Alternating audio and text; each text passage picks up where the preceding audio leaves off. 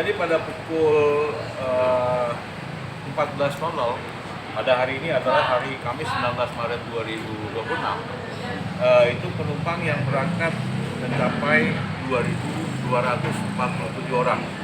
Untuk tujuan favorit sama seperti yang saya sebutkan tadi. Kemudian sampai dengan malam hari ini pukul 24.00 mungkin bisa mencapai 3.000 penumpang lebih. Gitu. Artinya untuk mudik di H-2 ini itu masih didominasi jalur pemudik jauh atau pemudik dekat, Pak? Ya, pada H-2 ini memang masih dominasi pemudik masih Jawa Timur masih ada, kemudian Jawa Tengah, kemudian Jawa Barat dan Sumatera, terutama Padang dan Palembang. Pak, ini kan di Cikampek sendiri kan terjadi kepadatan, Pak. Ada diprediksi gitu, Pak, untuk arus balik sendiri, Pak, keterlambatan atau seperti apa?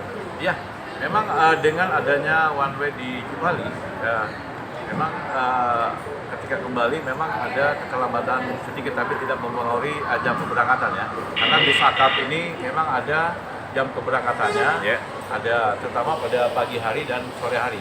Jadi walaupun ada keterlambatan sedikit, tapi tidak ada mempengaruhi daripada jam keberangkatan.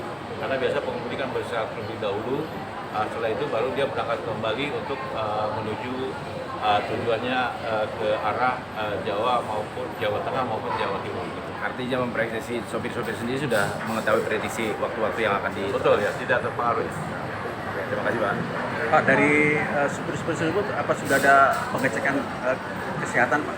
Iya, baik. Jadi sejak dari tanggal 13 Maret 2026 itu ngemudi dicek tes urin ya. Selain urinnya juga kesehatannya. Nah, jadi kita bekerja sama dengan Badan Narkotika Provinsi DKI, kemudian Dinas Kesehatan DKI Jakarta dan Sudin Kesehatan Jakarta Timur. Itu memastikan bahwa pengemudi itu dalam kondisi sehat dan tidak terpapar narkoba, sehingga tidak membahayakan keselamatan dari penumpang yang diangkut. Nah, selain pengemudi diperiksa, juga kita memeriksa kelaikan jalan busnya ya.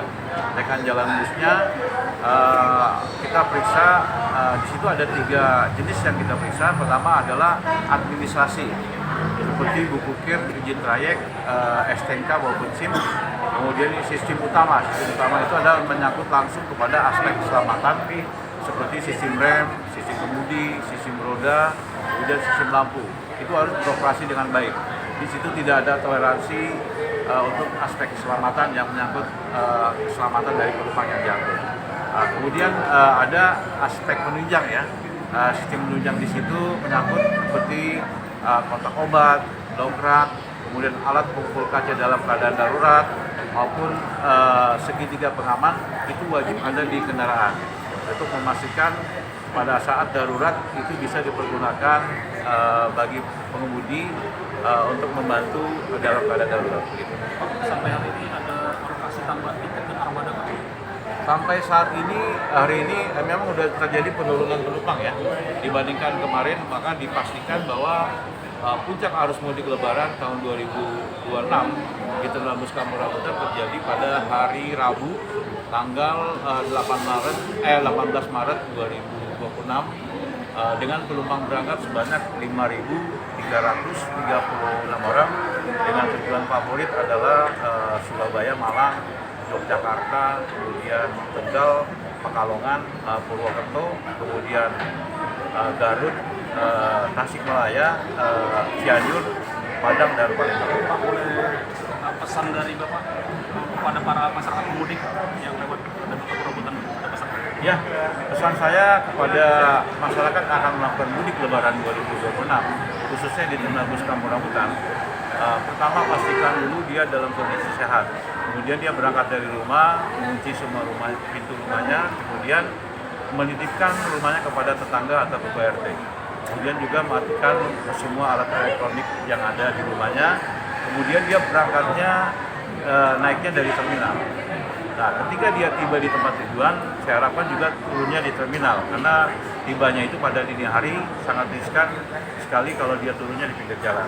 Nah, kemudian ketika dia kembali ke Jakarta, saya harapkan juga dia turunnya di terminal Kampung Rambutan ya, karena kita di terminal sudah menyiapkan sarana dan prasarana termasuk ruang tunggu, kemudian juga musola, toilet yang kita siapkan sambil dia menunggu jemputan.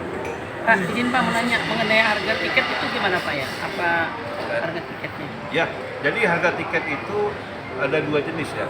Tiket itu pertama adalah tiket ekonomi, kedua adalah tiket non ekonomi. Yang diatur oleh pemerintah itu hanyalah tiket ekonomi. Tiket itu ekonomi itu dengan aturan hitungan rupiah per kilometer. Dihitung jaraknya itu kewenangan dari Kementerian Perhubungan. Tapi dengan syarat tidak boleh melebihi tarif batas atas dan tarif batas bawah. Kemudian untuk tiket non ekonomi atau seperti contohnya bis AC, sleeper bus atau split class atau eksekutif itu diserahkan kepada pasar.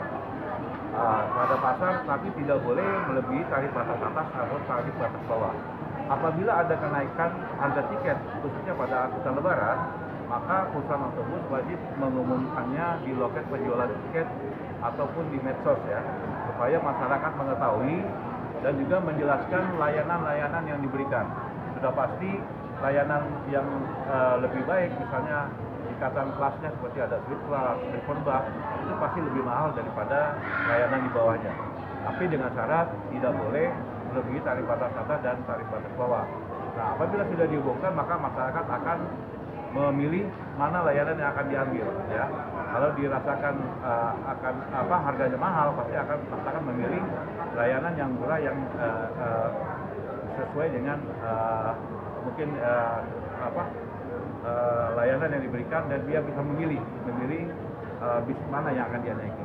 Tiket pertama untuk pemberlakuan tiket tadi dimulai dari sejak kapan Pak? Ya itu dari H-7 Lebaran. Kalau di sisi keamanan sebagai pengguna, bisa dipastikan kita menggunakan yang sangat aman, tidak ada pickpocket atau kejahatan lainnya Pak. Ya, saya pastikan bahwa dengan adanya posko layanan ya, di mana kita dibantu dari kepolisian, TNI, kemudian ada Satpol PP, kemudian ada pemadam kebakaran, dinas sosial, dan juga di sini bergabung Setkom dan Pramuka yang jumlahnya lebih kurang 105 orang.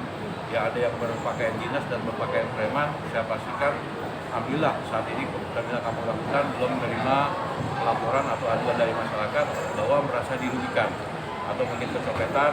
Nah, kita berharap juga masyarakat nyaman, aman di Kampung Rambutan. Gitu. Terima kasih Pak. Terima kasih Pak.